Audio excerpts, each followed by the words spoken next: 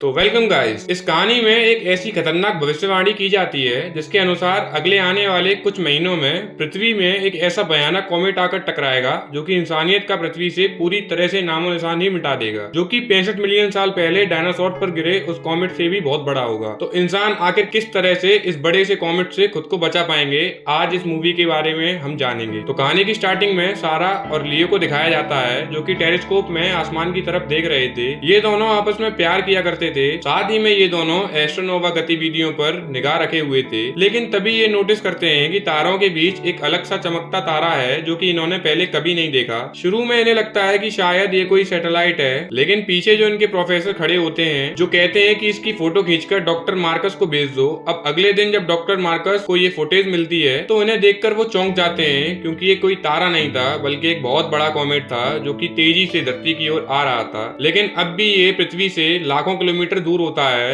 इसलिए उसे धरती से आने में कई महीनों लग जाएंगे। अब डॉक्टर मार्कस इस पूरी इंफॉर्मेशन को एक डेस्क के अंदर सेव कर देते हैं। वो इस इंफॉर्मेशन को अथॉरिटी तक पहुंचाना चाहते थे, लेकिन इससे पहले ये वो इंफॉर्मेशन अथॉरिटी तक पहुंचा पाते उनकी गाड़ी का एक्सीडेंट हो जाता है जिसमें वो खत्म हो जाते हैं। अब धीरे धीरे वक्त बीतता जाता है और एक साल हो जाता है। अब एक साल बाद दिखाया जाता है कि यूएस के सेक्रेटरी ऑफ ट्रेजेडी, जिनका नाम एलन है, उन्होंने अपना रिजाइन दे दिया है और इस्तीफे की वजह ये बताई गई है कि उनकी पत्नी एली बीमार है। लेकिन एक रिपोर्टर जिसका नाम जेनी है, उसे ये शक होता है कि इसके पीछे कोई और बात है। वो एलन से मिलने के लिए जाती है। वह जब उनके घर के बाहर जाती है तो देखती है कि यहाँ पर बहुत सारे खाने पीने के पदार्थ और सर्वाइवल का सामान रखा हुआ है। ऐसा लग रहा था जैसे एलन कहीं जाने की तैयारी कर रहा था। जेनी उनसे कहती है कि मैं मानती हूँ कि तुम्हारे डिपार्टमेंट में बहुत सारी ऐसी खुफिया टेलीफोन लाइन्स हैं जिनसे तुम सीधा राष्ट्रपति से बात करते हो, और मैं ये भी जानती हूँ कि तुमने जो इस्तीफे का कारण बताया है वो एकदम बेकार है। वो एलन से कहता है कि तुम इसे पब्लिक न्यूज बनाना चाहती हो, और अगर ऐसा है तो तुम्हारे पास इतिहास की सबसे बड़ी खबर है। और इतना कहकर वो यहाँ से निकल जाता है। अब जब जेनी अपने घर की ओर जा रही थी तभी उनके चारों तरफ कई सारी गाड़ियां आती हैं। ये एफबीआई के एजेंट थे, वो उसे पकड़ कर ले जाते हैं। अब उसके सामने प्रेसिडेंट आते हैं। वो उनसे कहते हैं कि तुम्हारे पास जो भी न्यूज है तुम उसे पब्लिक मत करना, बदले में वो व्हाइट हाउस में 2 दिन बाद प्रेस कॉन्फ्रेंस होगी, यहाँ पर तुम्हें सेकंड रो में 2 सीट मिल जाएंगी, क्योंकि किसी भी रिपोर्टर के लिए बहुत बड़ी बात होती है। अब जेनी ये बात मान जाती है, लेकिन घर आकर वो एली की सच्चाई जानने की कोशिश करती है। उसे पता पड़ता है कि एलन ने इस्तीफे के दौरान जो अपनी पत्नी का नाम बताया था वो एली नहीं बल्कि ELE है। इसका मतलब था एक्टिवेशन लैब इवेंट। दोस्तों, ये वो इवेंट था जब पृथ्वी में डायनासोर का खात्मा हुआ था, और शायद अब एक बार फिर से ये होने वाला है। और अब अगले दिन जेनी व्हाइट हाउस की उस मीटिंग में जाती है जहाँ पर प्रेसिडेंट बताते हैं कि हमारी पृथ्वी पर अक्सर छोटे मोटे एस्ट्रॉइड गिरते रहते हैं जिनका साइज अक्सर एक बॉल या एक कार जितना हो सकता है। लेकिन जो कॉमेट अब पृथ्वी की ओर आ रहा है वो माउंट एवरेस्ट से भी बड़ा है। इसका वजन लगभग 500 मिलियन टन, और अगर ये धरती से टकरा गया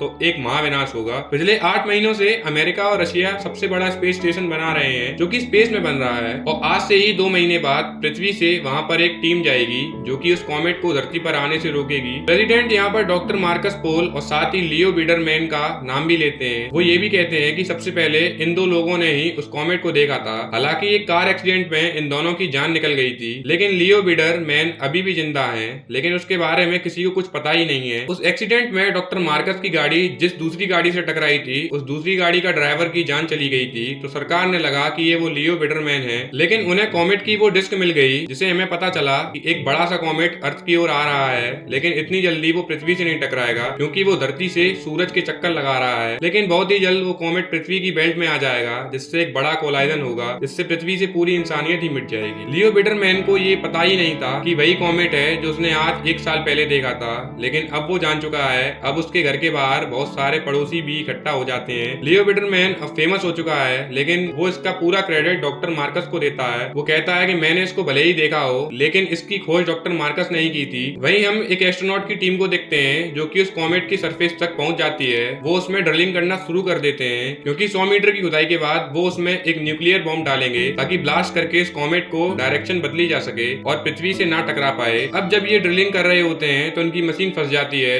और अब इसलिए इन्हें जल्द वापस आना होगा, क्योंकि जिस तरह से पृथ्वी पर दिन और रात होता है इसीलिए कॉमेट का एक हिस्सा सूरज की ओर दूसरा अंधेरे में है। लेकिन वो हिस्सा जिससे वो एस्ट्रोनॉट थे वो सूरज की ओर आएगा, का टेम्परेचर 350 डिग्री सेल्सियस से भी ज्यादा बढ़ जाएगा, और इस कॉमेट के सरफेस पर जो गैसें हैं वो अपने आप ही ब्लास्ट होने लग जाएंगी। अब किसी प्रकार से ये एस्ट्रोनॉट उस बम को यहाँ लगा देते हैं, लेकिन अब जब ये सूरज की दिशा में आ जाता है तो यहाँ पर बहुत गर्मी बढ़ जाती है, यहाँ पर गैसें फटना शुरू हो जाती हैं। इन्हीं में से एक एस्ट्रोनॉट का फेस सूरज की ओर आ जाता है तो उसकी आंखें खराब हो जाती हैं क्योंकि यहाँ पर गर्मी और रोशनी बहुत ज्यादा है। जब ये वापस आने लगते हैं तो एक एस्ट्रोनॉट को एक गैस का ब्लास्ट अंतरिक्ष में ले जाता है। ये उसे वापस लेने के लिए भी नहीं जा सकते थे क्योंकि इनका जो स्पेसशिप था उसमें इतना ज्यादा फ्यूल भी नहीं था। अब बचे एस्ट्रोनॉट अपने शिप में आकर यहाँ से निकल जाते हैं और जब ये लोग कॉमेट से बहुत दूर जाते हैं तब ये एक ब्लास्ट करते हैं जिससे इनका स्पेसशिप बुरी प्रकार से हिल जाता है और थोड़ा बहुत डैमेज भी हो जाता है। लेकिन इनका ये मिशन पूरी तरह से फेल रहता है क्योंकि ब्लास्ट के बाद कॉमेट दो हिस्सों में बढ़ गया था। लेकिन अब ये दोनों हिस्से ही पृथ्वी की ओर आ रहे थे। अब अमेरिका के राष्ट्रपति को जब ये पता पड़ता है तो उन्हें बहुत दुख होता है। अब वो जब स्पीच देते हैं तो बताते हैं कि दोनों टुकड़े पृथ्वी की तरफ ही आ रहे हैं, जिनमें से पहला टुकड़ा समंदर से गिरेगा और जो समुद्र में लहरें उठेंगी वो हजारों फीट ऊंची होंगी। ये एक महासुनामी होगी। पानी की स्पीड इतनी ज्यादा होगी कि एक ही घंटे में वो 1100 मील का सफर तय कर लेगी। लेकिन फिर भी हम 10 लाख लोगों को बचा सकते हैं क्योंकि जब हमें कॉमेट का पता पड़ा था हम इसकी तैयारी कर रहे थे। हम लोगों ने मिजो की सॉफ्टलाइन जोन में बहुत ही गहरी गहरी सुरंगें बनाई हैं जिनके अंदर की 2 साल की सप्लाई भी मौजूद है। 2 लाख लोगों को हम पहले ही चुन चुके हैं। यहाँ पर आर्मी वाले डॉक्टर, इंजीनियर और बाकी जो आर्टिस्ट लोग हैं वो सब होंगे और 8 लाख लोगों की लॉटरी सिस्टम से चुना जाएगा। इनमें 50 साल से ज्यादा उम्र वाले कोई भी नहीं होगा, यानी कि 50 साल से ज्यादा उम्र वालों को यहीं मरने के लिए छोड़ दिया जाएगा। अब इस सब के बाद लियो की फैमिली का फोन आता है और उन्हें बताया जाता है कि उन्हें इस प्रोग्राम के लिए पहले ही चुन लिया गया था क्योंकि लियो वो था जिसने सबसे पहले इस कॉमेट को खोजा था। यहाँ पर सारा की फैमिली भी होती है जिन्हें नहीं चुना जाता, इसलिए वो सारा के पास जाते हैं। उसे 2 रिंग्स दिखाता है। वो कहता है कि हम दोनों शादी कर लेते हैं जिससे तुम हमारी फैमिली का हिस्सा बन जाओगी और हमारे साथ आ पाओगी। मैंने नेशनल सिक्योरिटी से बात कर ली है लेकिन वह अपनी फैमिली के बिना नहीं जाना चाहती थी। लियो कहता है कि मैंने उनके लिए भी बात की है, जल्दी कोई ना कोई रास्ता निकल जाएगा, इसलिए ये दोनों शादी कर लेते हैं। कुछ दिनों बाद यहाँ एक गवर्नमेंट की बस आती है जो कि उन लोगों को जिन्हें चुना गया था सुरक्षित जगह लेकर जाने वाली थी। उनकी इस लिस्ट में सैरा का नाम भी था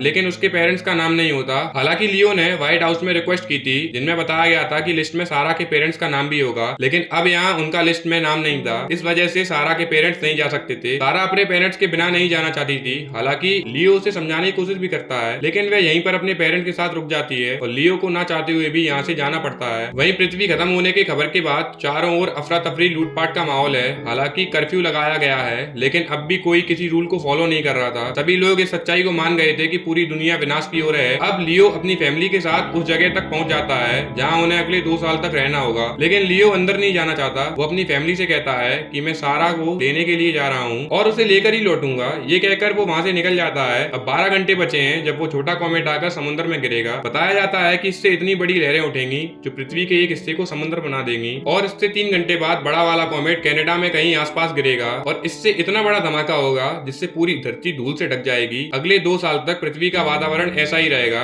और पृथ्वी पर रहने वाले हर जिंदा चीज विलुप्त हो जाएगी और सिर्फ वही लोग बचेंगे जो कि कैंप के अंदर होंगे। अब स्पेस में उस शिप को दिखाया जाता है जो कि उस कॉमेट पर बॉम्ब ब्लास्ट करके वापस आ रहा था। यहाँ पर वो ये प्लान बनाते हैं कि अर्थ पर वापस ना जाकर उस जगह जाएंगे जहाँ वो कॉमेट का बड़ा टुकड़ा है क्योंकि इनके पास अभी भी बड़ी बड़ी चार्ज मिसाइल हैं और उनकी कैलकुलेशन के अनुसार अगर ये इन मिसाइलों का यूज उस कॉमेट पर करते हैं तो वह छोटे छोटे टुकड़ों में मिट जाएगा लेकिन अर्थ का कोई भी नुकसान नहीं होगा। लेकिन अगर ये वहां पर जाएंगे तो कभी वापस नहीं आ पाएंगे क्योंकि इनके पास वापस आने का फ्यूल ही नहीं है। लेकिन अभी अपनी जान देने के लिए तैयार थे, इसलिए ये लोग अपना स्पेसशिप लेकर उस बड़े कॉमेट की ओर निकल पड़ते हैं। वहीं लियो अब सैरा के घर पहुंचता है लेकिन वहां पर सैरा नहीं होती। वो अपनी फैमिली के साथ यहाँ से जा चुकी थी, इसलिए वो अपनी बाइक लेकर उसे ढूंढने निकल जाता है। सड़कों पर ट्रैफिक होता है, लोग अपनी जान बचाकर भाग रहे थे लेकिन वहाँ कहाँ जा रहा था ये किसी को कुछ नहीं पता था क्योंकि अब अर्थ पर कोई भी जगह सेफ नहीं थी। खैर अब लियो सैरा को ढूंढ लेता है और इस बार सैरा के पेरेंट्स उस लियो के साथ जाने के लिए मना लेते हैं। वो कहते हैं कि तुम अपने छोटे भाई को भी ले जाओ, इसलिए सारा अपने छोटे भाई को लेकर वहाँ से निकल जाती है। वहीं न्यूज रिपोर्टर जेनी को दिखाया जाता है जिसे लेने हेलीकॉप्टर आया होता है क्योंकि उसका नाम भी उस लिस्ट में होता है, लेकिन वह अपनी जगह अपने दोस्त और अपने छोटे भाई को हेलीकॉप्टर में बिठा देती है और खुद अपने डैड से मिलने के लिए निकल जाती है जिनसे वह पिछले कई सालों से नाराज थी।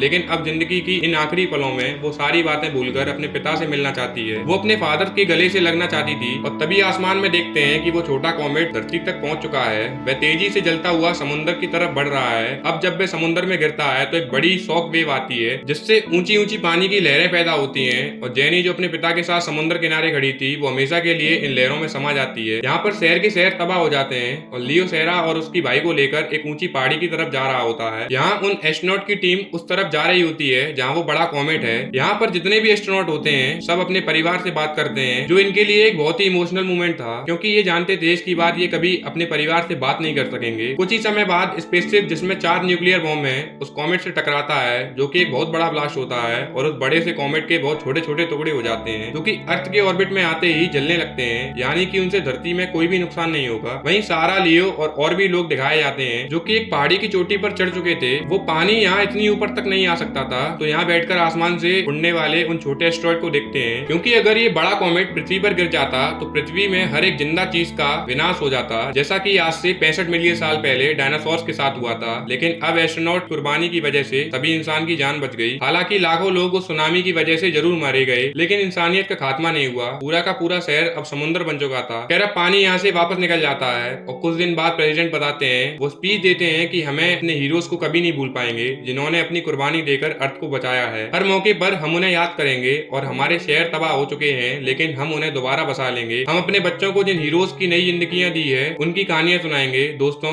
अब इस सीन के साथ ये फिल्म का एंड हो जाता है। अगर आपको ये मूवी अच्छी लगी हो और मेरी एक्सप्लेनेशन बहुत ही पसंद आई हो, प्लीज एक लाइक और सब्सक्राइब जरूर करें।